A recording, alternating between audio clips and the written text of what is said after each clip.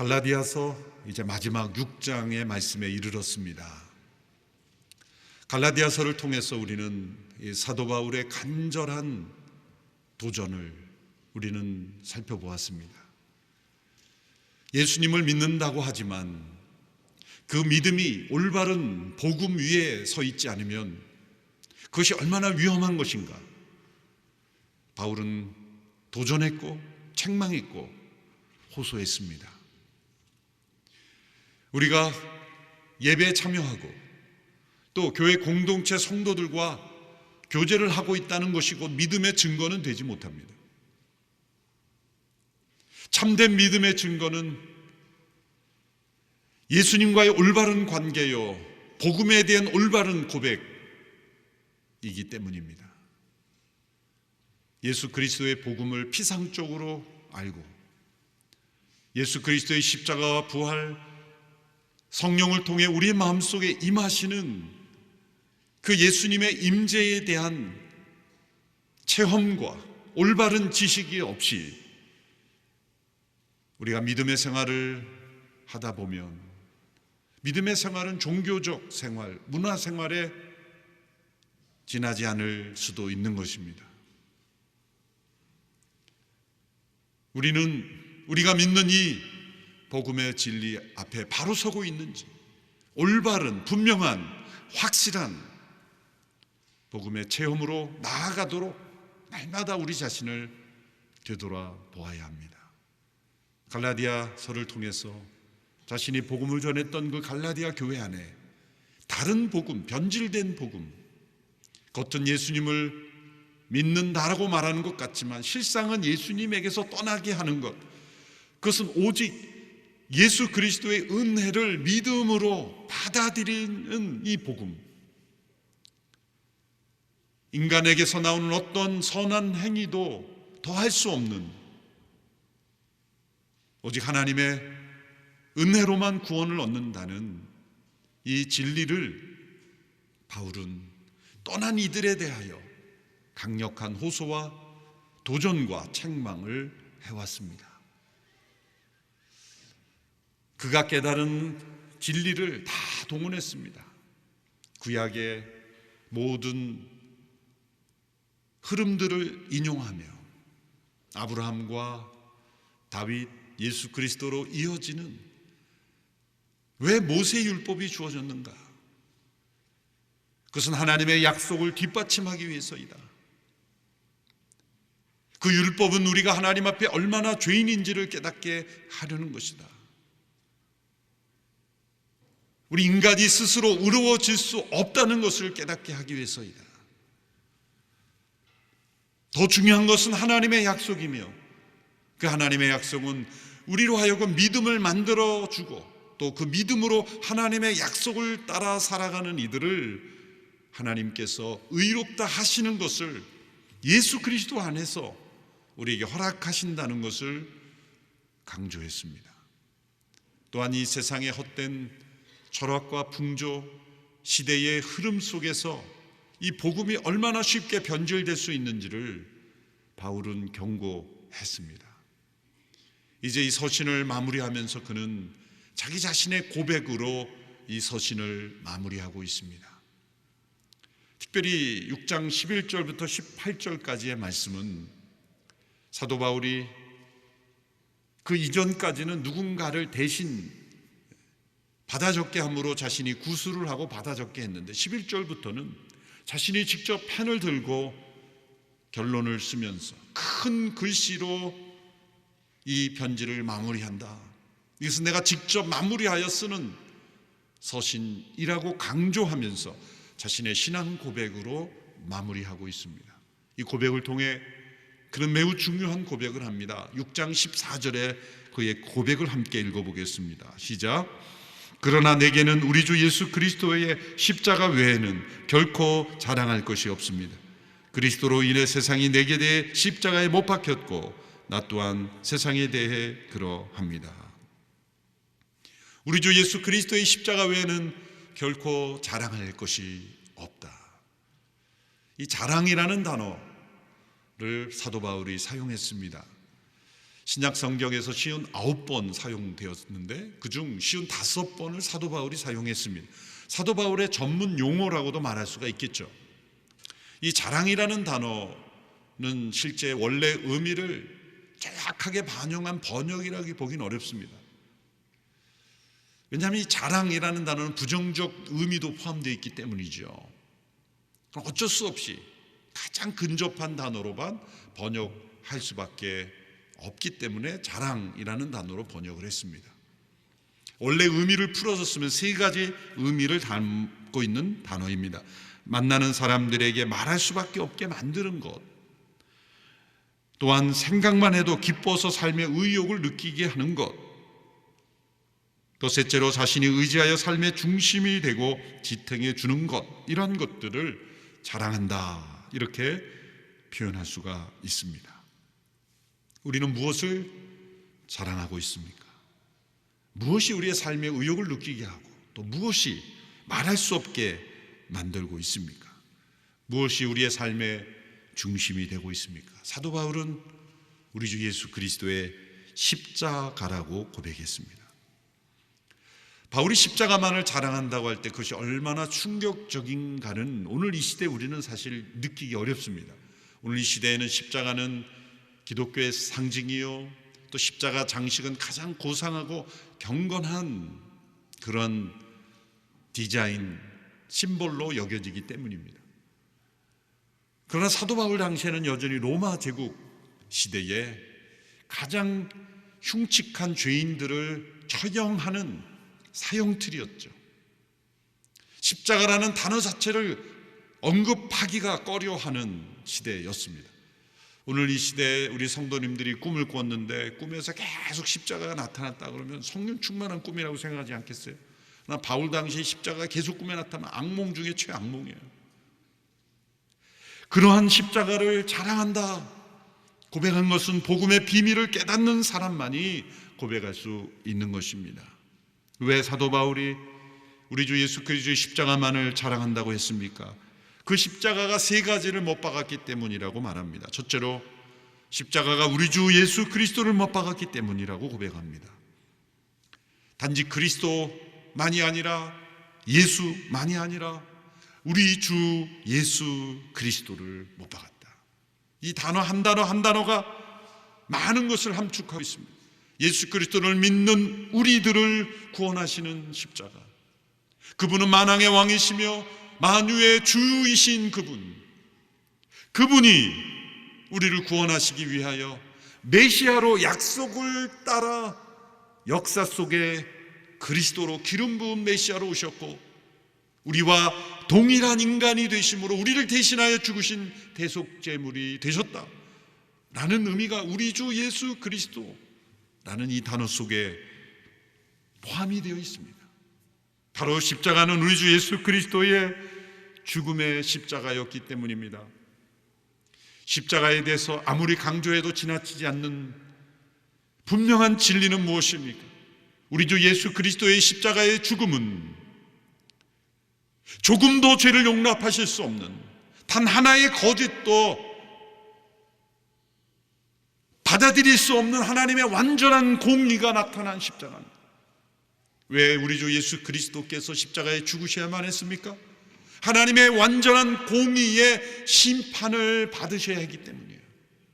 모든 인류에게 쏟아질 하나님의 진노, 하나님의 공의로우신 진노를 우리의 구세주 되신, 우리의 그리스도 되신 그분이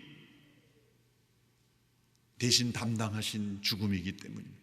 이와 동시에 우리 주 예수 그리스도의 십자가의 죽음은 어떠한 죄라도 아무리 흉악한 범죄라도 완전히 용서하실 수 있는 하나님의 사랑이 부어진 죽음이기 때문입니다.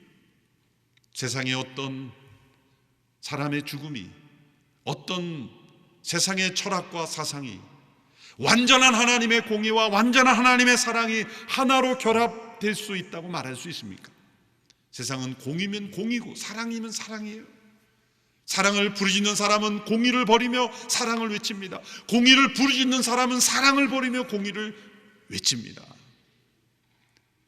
그러나 이 세상 그 어느 곳에 공의와 사랑이 서로 하나가 되는 사건이 있습니까? 공의를 외치면서 사랑이 실현되고 사랑을 행하면서 공의가 이루어지는 사건이 세상 어느 곳에 발견할 수 있습니까? 오직 우리 주 예수 그리스도의 십자가 사건만이 완전한 공의와 완전한 사랑이 그 십자가 안에서 하나 되는 사건으로 나타납니다. 그것은 하나님의 아들의 죽음이었기 때문입니다. 하나님의 독생자의 죽음이었기 때문입니다. 하나님의 아들의 죽음은 곧 하나님 자신의 죽음보다 더 고통스러운 죽음이에요. 하나님의 완전하신 모든 공의를 다 쏟아부어 이 죄를 심판하시고 해결하심과 동시에 그를 믿는 모든 이들에게 완전한 용서와 사랑을 베풀어 주는 그 어떤 죄라도 용서하시는 사랑이 부어집니다.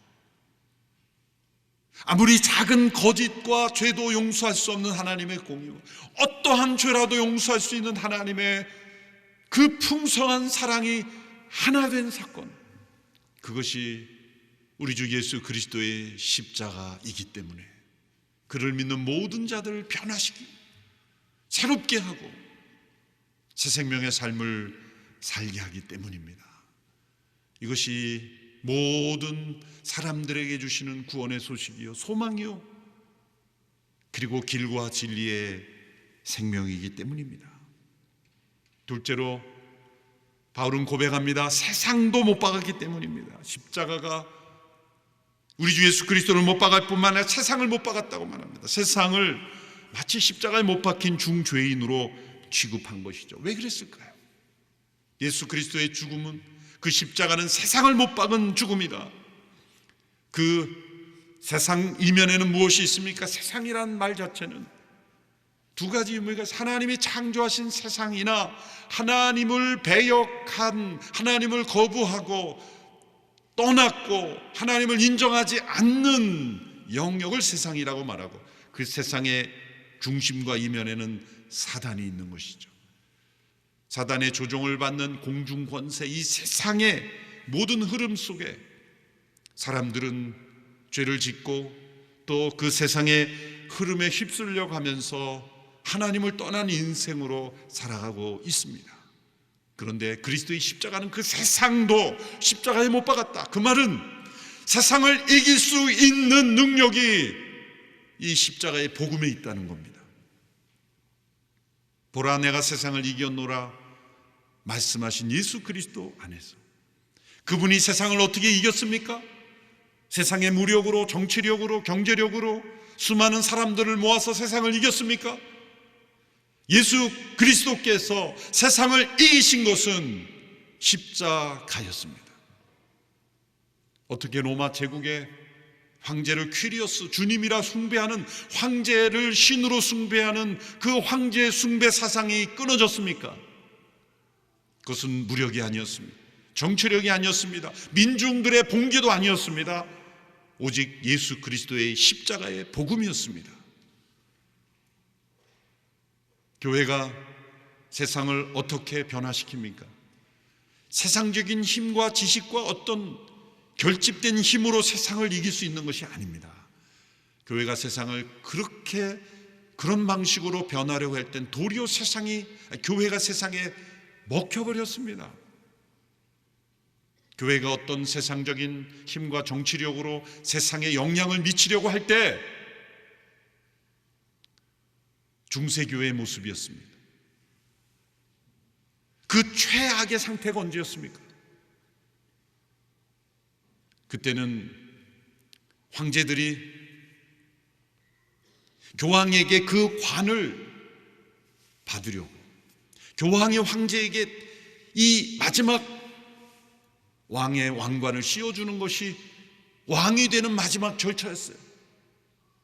그렇게 보면 교황의 권위가 얼마나 높아집니까? 교회가 권위가 국가의 권위보다 더 높아 있는 것 같죠? 그러나 영적으로는 실상은 가장 복음을 떠났을 때요, 교회가 가장 영적으로 어두운 암흑의 시대였어요. 교회는 그 힘을 가지고 십자군 전쟁을 일으켰고 십자가의 깃발로 수많은 사람들을 죽이고 핍박하고 종교 재판에 넘기고 교회가 세상에 가장 많은 악행을 행했던 때가 바로 교회가 이 세상의 힘과 권력을 힘입었을 때예요. 무서운 말입니다. 교회가 역사적으로 지금까지 존재한 것은 세상의 힘을 가졌기 때문이 아니에요. 많은 재산을 가졌기 때문도 아닙니다. 세상 전 세계를 장악하는 조직력도 아닙니다. 교회가 선행을 많이 했기 또 아닙니다. 교회가 세상에 행한 선행과 악행을 뒤집어보면 어쩌면 악행이 더 많을 거예요. 근데 이 교회가 역사적으로 지금까지 존재했죠. 그 모든 것을 생각하면 벌써 사라져도 됐을 이 교회가 왜 존속했냐는 것입니다. 그것은 우리의 능력과 힘이 아니라 우리의 부족함과 연약함에도 불구하고 교회 안에는 십자가의 복음이 있기 때문이에요. 십자가의 복음은 세상을 십자가에 못 박으신 하나님의 능력이기 때문에 교회가 세상을 이기는 힘은 십자가뿐입니다. 중세교회가 그렇게 힘을 가지고 마을마다 예배당이 가장 좋은 위치에 가장 높은 건물이 되고 심지어는 교회 예배당보다 더 높은 건물은 짓지 못하게 건축법으로 그렇게 했던 시대, 교회는 기세 등등했고 세상적으로 힘이 있어 보였지만 그 결과 중세는 복음의 능력이 사라져버렸어요. 현재 유럽의 교회들은 무엇을 자랑합니까? 오래된 건물을 자랑하고 얼마나 미술 작품이 얼마나 예배당 건물이 오래됐는가 그것을 자랑하고 있어요. 과거의 역사를 자랑하고 있어요. 교회가 자랑할 것은 오직 십자가의 복음 하나뿐입니다. 그 복음이 세상을 이기는 유일한 능력이기 때문이에요. 초대교회 그리스도인들이 어떻게 그 핍박을 이겼습니까? 세상의 그 잔인한 권력을 어떻게 이겼습니까? 사람들이 모여서 시위해서 이긴 게 아니에요. 십자가의 복음이 있었기 때문에 이긴 것입니다.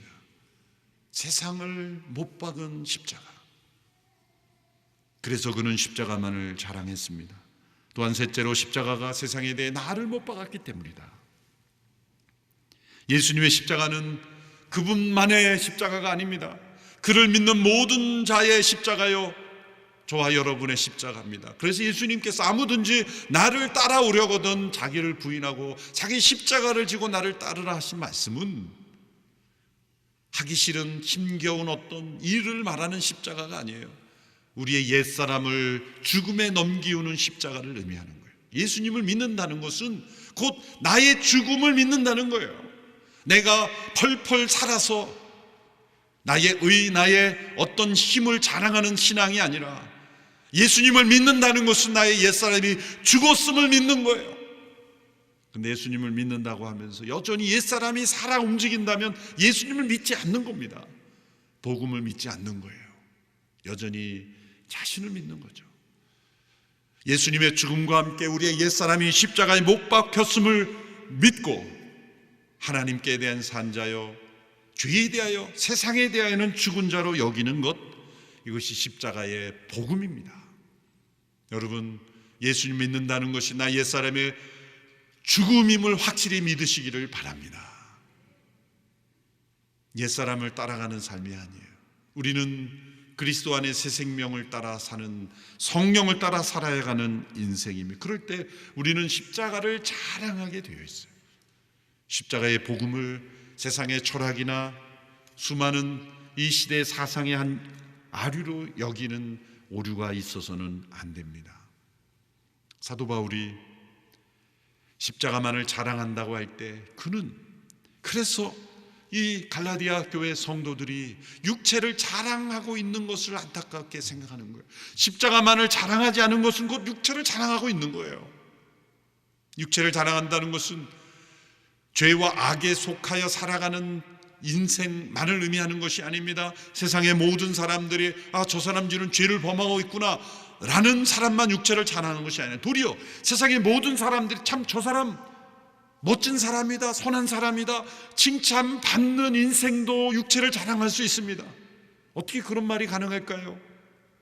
예수 그리스도의 십자가의 복음을 받아들이지 않을 때는 가장 도덕적이고 가장 의롭고 가장 선하게 사는 삶이 곧 자신의 죽음을 거부하기 때문이에요. 우리 옛사람이 죽어야 한다라는 그 십자가의 진리를 거부하고 있기 때문에 우리 주변에도 예수님을 믿지 않는 대부분의 사람들이 그래도 선하고 착하게 살려고 노력하는 사람들 아닐까요? 믿지 않는 이유를 말하면서 예수님 믿는다고 하면서도 나쁜 짓 많이 하는 사람들 많던데 나는 안 믿으면서 착하게 살면 되는 거 아니에요?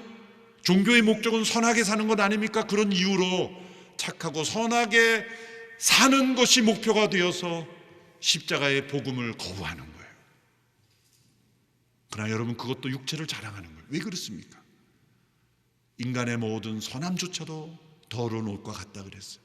사람은 착한 일을 하면서도 교만해지며 죄를 짓습니다. 많은 사람들에게 존경받는 선한 일을 하면서도 그 이면에는 엄청난 교만과 자기 의에 빠져 천국으로부터 멀어질 수 있는 것입니다. 도리어 우리는 지옥문의 앞에 서는 그 처절한 자기 절망과 자기 죄악의 그 엄청난 아픔 속에 절망하여 하나님 앞에 서게 될 때 도리어 우리는 천국문으로 들어감을 경험합니다. 가장 선하게 살려는 사람이 육체를 자랑하여 십자가의 복음을 깨닫지 못하는 그 안타까운 일들이 이 갈라디아 교인들 가운데 있었던 것입니다. 그들은 고상한 삶을 추구했고 세련된 도덕과 종교 의식을 추구했어요. 오늘 이 시대에도 타락하여 죄 가운데 머물면서 십자가의 복음을 거부하는 사람도 있지만 또 한편으로 나름대로 도덕적으로 깨끗하고 정결하게 산다고 하면서 십자가의 복음을 거부하는 육체를 자랑하는 이들도 있는 것입니다. 그러나 자기 육체를 위해 심는 자는 육체로부터 썩어질 것을 거두고 성령을 위하여 심는 자는 성령으로부터 영생을 거둘 것이라 말씀하세요. 핵심은 영원한 생명이 있는가입니다. 15절에서도 새롭게 창조되는 것이 중요하다. 우리에게 중요한 것은 죽음 너머에 죽음을 이기는, 죽음이 끝이 아닌 이 영생의 삶을 살 수 있느냐의 문제예요. 죽음을 넘어서지 못한 그 어떤 소식은 복음이 아닙니다. 죽음 앞에 무릎 꿇는 철학은 진정한 생명이 없는 것입니다. 오직 십자가의 복음만이 죽음을 이기는 생명의 복음임을 믿습니다. 그래서 사도 바울은 그리스도 예수의 복음만을 자랑했다는 거예요. 그리고 이제 결론을 맺습니다. 17절에 자신의 고백으로 결론을 맺습니다. 17절의 말씀 우리 같이 읽겠습니다. 시작.